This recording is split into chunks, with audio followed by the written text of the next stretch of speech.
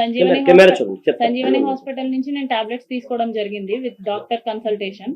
Doctor ని consult అయ్యి scan తీసిన తర్వాతనే నేను టాబ్లెట్స్ తీసుకోవడం జరిగింది సంజీవని హాస్పిటల్ నుంచి. ఆ రిపోర్ట్స్ కూడా నేను సబ్మిట్ చేశాను.